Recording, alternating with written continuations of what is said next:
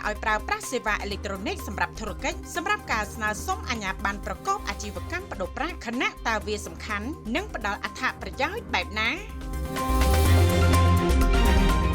ធនាគារជាតិនៃកម្ពុជាបានប្រកាសដាក់ឲ្យដំណើរការសេវាអេឡិចត្រូនិកសម្រាប់ធុរកិច្ចឬហៅថា CAMDX សម្រាប់ការស្នើសុំអាជ្ញាប័ណ្ណប្រកបអាជីវកម្មបដូរប្រាក់អនុលោមតាមអនុសាសន៍ណែនាំរបស់រាជរដ្ឋាភិបាលនៃព្រះរាជាណាចក្រកម្ពុជាស្ដីពីសេវាអេឡិចត្រូនិកសម្រាប់ធុរកិច្ចឬហៅថា CAMDX ធនាគារជាតិនៃកម្ពុជាបានរៀបចំសៀវភៅមគ្គុទ្ទេសក៍សម្រាប់ការស្នើសុំអាជ្ញាប័ណ្ណប្រកបអាជីវកម្មបដូរប្រាក់ក្នុងគោលដៅដើម្បីរួមចំណែកជួយសម្រួលដល់ការបង្កើតអាជីវកម្មលើកកម្ពស់បរិយាកាសធុរកិច្ចនិងបង្កើនការវិនិយោគនៅព្រះរាជាណាចក្រកម្ពុជាតាមរយៈប្រព័ន្ធនេះធុរកិច្ចជននៅរាជធានីនិងបណ្ដាខេត្តនានាអាចធ្វើការស្នើសុំអាជ្ញាប័ណ្ណប្រកបអាជីវកម្មបដូរប្រាក់បានងាយស្រួលនិងឆាប់រហ័សចុះហេតុអ្វីត្រូវស្នើសុំអាជ្ញាប័ណ្ណហើយវាសំខាន់បែបណាអនុលោមតាមច្បាប់ស្ដីពីការគ្រប់គ្រងការបដូរប្រាក់គ្រប់រូបវន្តបុគ្គលនីតិបុគ្គលដែលប្រកបអាជីវកម្មបដូរប្រាក់នៅក្នុងព្រះរាជាណាចក្រកម្ពុជាត្រូវស្នើសុំអាជ្ញាប័ណ្ណប្រកបអាជីវកម្មបដូរប្រាក់ពី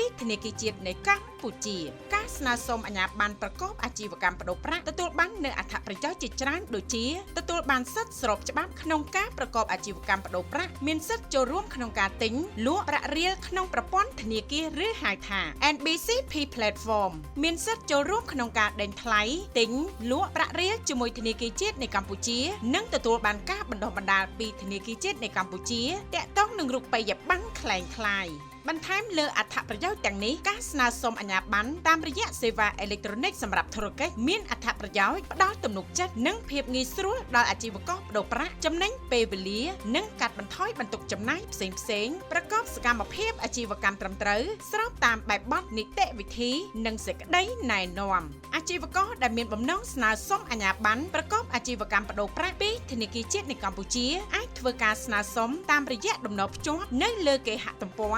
www.registrationservice.gov.kh ចាប់ពីថ្ងៃទី12ខែមីនាឆ្នាំ2025តទៅ